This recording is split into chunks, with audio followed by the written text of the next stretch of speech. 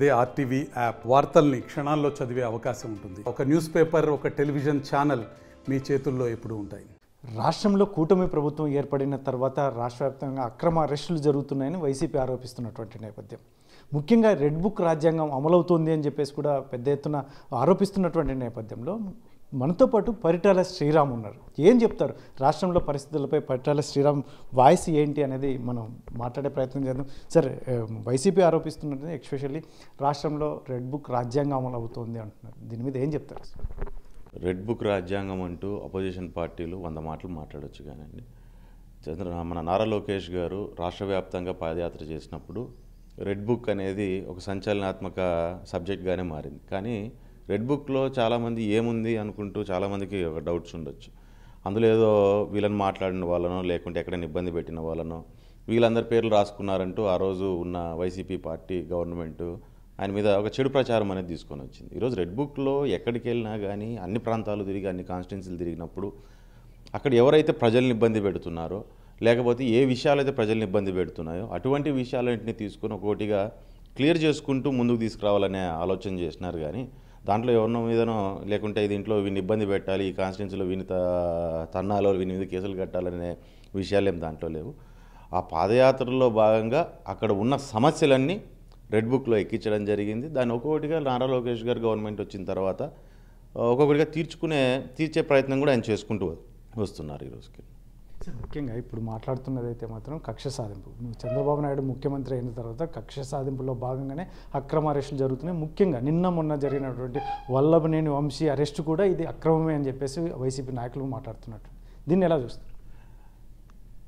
ఈరోజు గవర్నమెంట్ వచ్చి దగ్గరగా 6 నెలలు అవుతుందండి. 6 నెలలు అయినప్పటికీ చంద్రబాబు నాయుడు గారు యాక్చువల్లీ సీఎం కుర్చీలో కూర్చున్న వెంటనే అక్రమ అరెస్టులు కానీ కక్ష సాధింపులు కానీ జరగాలి. కానీ ఎక్కడ ఆ రకంగా జరగాలి. సీఎం కుర్చీలో కూర్చున్నప్పటి నుంచి రాష్ట్రాన్ని ముందుకెలా తీసుకొని పోవాలా, ఏ రకంగా ఇన్వెస్ట్మెంట్స్ తీసుకొని రావాలా, ఆల్రెడీ రాష్ట్రం అనేది అప్పుల్లో మునిగిపోయింది. ఈ అప్పుల బాధ నుంచి రాష్ట్రాన్ని ఎలా బయటకు తీసుకొచ్చి ఇచ్చిన హామీల్ని నెరవేరుస్తూ మరి దాంతోపాటు ఒక ఇన్వెస్ట్మెంట్స్ని తీసుకొని వచ్చి రాష్ట్ర ఆర్థిక పరిస్థితిని ఎలా మెరుగుపరచాలనే ఆలోచనలే మనం చూస్తున్నాం. ఎందుకంటే గత 6 నెలల నుంచి మనం టీవీలో ఛానల్స్లో చూసుకున్నప్పటికీ పేపర్లు చూసినప్పటికీ ఎక్కడ చూసినా అభివృద్ధి పనుల గురించి, అభివృద్ధి ఏ రకంగా ముందుకు తీసుకెళ్ళాలి, ఎక్కడ ఏ రోడ్లు గుంతలు పడ్డాయి ఆ రోడ్లు ఏ గుంతలు పూడ్చాలి, లేకుంటే ఏ చెరువులకు నీళ్ళు ఇవ్వాలి, లేకుంటే ఏ వర్గాలు వెనకబడి ఉన్నాయి ఆ వర్గాలను ఏ రకంగా ముందుకు తీసుకురావాలి, మనకు మేజర్ డిస్కషన్స్ ఇవే ఉన్నాయి. చంద్రబాబు నాయుడు గారు నాకు తెలిసి ఆఫ్టర్ 5 years ఒక సీఎం బయటకు వచ్చి ప్రెస్ మీట్లు పెట్టడం కానీ జరుగుతున్న డెవలప్మెంట్స్ గురించి కానీ చెప్పడం కానీ నాకు తెలిసి ఈ గత 6 నెలల నుంచినే జరుగుతున్నాయి. గత ముందు 5 ఏళ్ళలో ఎక్కడ లేదు, ఈ 6 నెలల నుంచి జరుగుతున్నాయి. కాబట్టి ఎప్పుడు దాని మీదనే ఆలోచన ఉన్నారు. కక్ష సాధింపు అనేది ఏది లేదు. ఇక్కడ ఏ అరెస్టులు జరిగినా ఏ దాని మీద లేకుంటే ఇది తీసుకున్నా చట్టం వాళ్ళు చేసిన తప్పులు ఏవైతే ఉన్నాయో ఆ తప్పుల్ని కరెక్ట్గా ఎవిడెన్స్తో పాటు పెట్టుకొని అక్కడ వాళ్ళకి ఇచ్చిన కంప్లైంట్స్ మీద ఎవరైతే కంప్లైంట్ ఉంటాడో వాళ్ళకి న్యాయం చేసే ప్రయత్నంలో ముందుకెళ్తుంది. కానీ గవర్నమెంట్ ఎక్కడ కక్ష సాధింపు అని చెప్పి చేయని పనులకో ఇంకో దానిలకో ఎవరి మీద పడి ఎవరిని సాధించింది అయితే లేదు. ఇప్పుడు నిన్నటికి మనం చూసుకున్నప్పటికీ నిన్న వంశీ విషయంలో కూడా సేమ్ అదే. అక్కడ జరిగిన పూర్తి ఎవిడెన్స్తో తీసుకున్న నిర్ణయమే కానీ ఇంకో రకం కాదు. లేకుంటే అక్కడ జరగని విషయానికి ఆయన మీద కేసు పెట్టింది లేదు. సార్, ముఖ్యంగా వల్లభనేని వంశీ అనేది ఖచ్చితంగా మీరు ఎవిడెన్స్తో కూడిన, అంటే చట్టం తన పని తాను చేసిపోతుందని అంటారు. ఖచ్చితంగా అండి. ఈరోజు మనం చూసాము. ఈరోజు చట్టం ఈరోజు ఈ ఇన్సిడెంట్ కాకపోయినప్పటికీ గతంలో చేసిన వ్యాఖ్యలు కావచ్చు, వాస్తవంగా ఒక అసెంబ్లీలో మాట్లాడిన మాటలు కావచ్చు, ఇవన్నీ ఏవైతే ఉన్నాయో అది బయట మాట్లాడినా మనం ఎవరు హర్షించే పరిస్థితి లేదు. కామన్ జనాలు బయట అట్లాంటి మాటలు విన్నా కానీ ఎవరు దానికి సపోర్ట్గా మాట్లాడే పరిస్థితి అనేది ఎక్కడ ఉండదు. అట్లాంటిది అక్కడ జరిగినప్పుడు ఖచ్చితంగా ఆయన చేసుకున్న పనులకు ఆయన మూల్యం చెల్లించాల్సిన పరిస్థితి ఈరోజు ఏర్పడిందని అనుకుంటాను. సార్, వంశీ విషయం అయితే మాత్రం ఒకటి రాష్ట్ర వ్యాప్తంగా మరొక చర్చ జరుగుతున్నటువంటి పరిటాల రవికి బినామీ అనేది ఒకటి పెద్ద ఎత్తున చర్చ జరుగుతుంది. దీన్ని పరిటాల రవి కుమారుడిగా పరిటాల శ్రీరామ్ ఏం చెప్పవచ్చు? అన్నా, ఇప్పుడు ఫస్ట్ ఒకటి నేను అంటే చాలా రోజుల నుంచి వింటున్న మాట, బినామీ అంటే ఏంటో నాకు అర్థం కావట్లేదు. మీరేమైనా చెప్పగలిగితే దానికి మీనింగ్ నాకు చెప్పొచ్చు. వంశీ మాకు వెనక పుట్టినోడు కాదు, ముందు పుట్టినోడు కాదు, అంతకంటే ముఖ్యంగా ఏ బిజినెస్ మ్యాను కాదు. ఆయన ఇన్ని ప్రపంచంలో ఉన్న రాజకీయాలు లేకుంటే ప్రపంచ మేలు కోసం మాట్లాడే వాళ్ళంతా అసలు మినిమం కామన్ సెన్స్తో ఆలోచన చేసినట్లయితే చిన్న లాజిక్ మిస్ అవుతా ఉన్నారు. నా బంధువులో నా అన్నో తమ్ముడో బామర్దో లేకుంటే అతి దగ్గర సహచరుడో లేకుంటే ఫ్రెండో ఒక బిజినెస్ మ్యానో అయితే ఎవరైనా బినామీ ఆస్తులు పెట్టుకుంటారు. లేకుండా అసలు అటువంటి దాంట్లో ఇప్పుడు వంశీ అనే వ్యక్తి మీద పెడతారనేది కూడా ఒక అవాస్తవం. ఎందుకంటే అదాని వచ్చి ఎక్కడైనా లేకపోతే రిలయన్స్ వాళ్ళు తీసుకొచ్చి పెట్టినా కానీ ఏ బిజినెస్లోని డబ్బులు పెడతారు, లేకపోతే వాళ్ళకి తెలిసిన వాళ్ళ బంధువుల పేర్ల మీద పెడతారు, కానీ సంబంధం లేని వ్యక్తుల మీద అలా రకంగా పెట్టరు కదా. అండ్ రెండోది, పరిటాల రవీంద్ర గారు ఎప్పుడో అభినామీ దీంట్లో ఇది ఏ రోజు ఇది కాలేదు. ఎప్పుడు చేసినా మేము క్లియర్గా బిజినెస్, మా కంపెనీస్ ఉన్నాయి, బిజినెస్లు ఉన్నాయి, మాకున్న ఆస్తులు మా పేర్ల మీద ఉన్నాయి. ఎక్కడ ఏమి వేరే వాళ్ళ మీద పెట్టి చేయాల్సినంత అవసరం కూడా నాకు తెలిసి ఏ రోజు ఏర్పడలేదు. లేదు కాదు ఉన్నాయి అంటే దయచేసి వాళ్ళు ఎవరో దాన్ని ఎవరో నాకు తెలియదు, నాకైతే తెలియదు. మళ్ళీ ఎవరో తెలిసిన వాళ్ళు ఎవరో మాట్లాడే వాళ్ళు ఎవరైతే ఉన్నారో వాళ్ళు పలానా దగ్గర ఆస్తులు ఉన్నాయని చెప్పి తెచ్చిచ్చినా కానీ ఎవరు ఆస్తి వస్తుందంటే ఎవడొద్దు అంటాడండి. అది మన నాన్న సంపాదించిన ఆస్తి అని చెప్తున్నారు కదా. అది తెచ్చిస్తే ఇన్ని కేసులు అయినా ఇంకొక కేసు పెడతాను, ఆస్తులు ఏదో నాకు కూడా ఇప్పిస్తే బాగుంటుందండి. సార్ ముఖ్యంగా మీరు అంటున్న దాంట్లో అయితే మాత్రం మీ సొంత పార్టీ వాళ్ళే మాట్లాడుతున్నారు సార్. పరిటాల రవికి వంశీ, వల్లభనేని వంశీ బినామీ అనేది మీ సొంత పార్టీ వాళ్ళే మాట్లాడుతున్నారు. కొంతమంది వెధవలు యూజ్లెస్ ఫెలోస్ కొన్ని మాట్లాడుతుంటారండి. అంటే ఇప్పుడు టీవీ డిబేట్స్లోకి వెళ్ళినప్పుడు రెండు రకాల మనుషులు ఉంటారు మాట్లాడే వాళ్ళు. ఒకరు పూర్తి నాలెడ్జ్తో మాట్లాడే వాళ్ళు ఉంటారు, ఒకరు కేవలం ఏదో ప్రాబల్యం పెంచుకోవడానికో, ఎవరి దగ్గర మేలు పొందడానికో, మెప్పు పొందడానికో, లేకుంటే తను చేసే కాంట్రవర్షియల్ స్టేట్మెంట్స్ అనేటివి 10 మందిలోకి వెళ్ళిన తర్వాత దానిల గురించి వాళ్ళకి ఏదన్నా ఒక పేరు వస్తుందనే ఆలోచనతోనో కాంట్రవర్షియల్గా వాళ్ళు మాట్లాడే వాళ్ళు చాలామంది ఉంటారు. ఇది రెండో రకము, ఆ రకమే ఇది కూడా. సో కొంతమంది మాట్లాడుతూ అంటారు, ఆ మాటలేం మాట్లాడుతున్నారు, నేను కూడా విన్నాను. బాధించే విషయం ఏంటంటే మా పార్టీ వాళ్ళు కూడా ఆలోచన లేకుండా మాట్లాడడం అనే విషయము.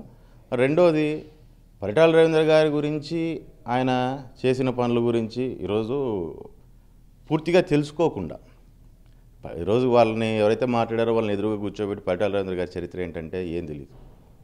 ఏదో మనకు టీవీల్లోనో బయట ఉన్న ప్రచారాల్లో దాన్ని బట్టి మాట్లాడి చెప్పగలిగిన వాళ్ళే కానీ పూర్తిగా పరిటాల రవీంద్ర 30 ఏళ్ళు ఈ పార్టీలో ఉన్నా కానీ ఆ పార్టీలో కొంతమందికి తెలిసిన వాళ్ళు ఉంటారు, కొంత తెలియని వాళ్ళు ఉంటారు.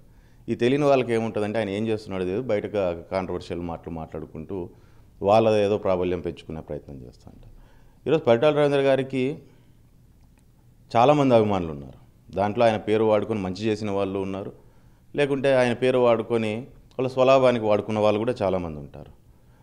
ఇప్పుడు వాళ్ళందరితో మేము పోయి గొడవలు పెట్టుకోలేము.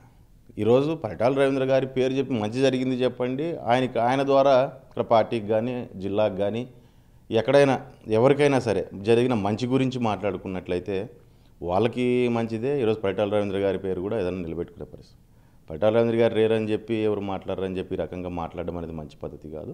అండ్ మేము కూడా దాని గురించి స్పందించకపోవడం కూడా నాకు తెలిసి ఇప్పుడు ఇంతవరకు వచ్చినాక మేము అది కూడా మంచి పద్ధతి, మంచిది కాదేమో, మేము కూడా మాట్లాడాల్సిన అవసరం ఉందనుకుంటున్నాం. ఈ రోజున్న రాజకీయాల్లో వాస్తవంగా చెప్పాలంటే మేము కూడా కోపప్ కాలేకపోతున్నాం అనుకుంటాను. ఎందుకంటే ఈరోజు కొత్త ట్రెండ్ ఏంటంటే చిల్లరగా మాట్లాడడము, ఉన్నవి లేనివి రూమర్స్, ఏడో కాఫీ షాపుల దగ్గర టీ షాపుల దగ్గర కూర్చుంటే మాట్లాడే రూమర్స్ ఏవైతే ఉంటాయో నిజాలు అబద్ధాలు అనేవి లేకోకుండా అవన్నీ మాట్లాడడము, ఇటువంటివన్నీ ఇప్పుడు ప్రజెంట్ ట్రెండింగ్ పాలిటిక్స్ అనుకుంటా. నాకు తెలిసి అంత చిల్లరగా మేము కూడా రాజకీయాలు చేయలేకపోతున్నా. దాన్ని బట్టి నేను కూడా కోపప్ కాలేకపోతున్నాం ఈరోజు ఉన్న ప్రజెంట్ రాజకీయాలకు అనుకుంటున్నా.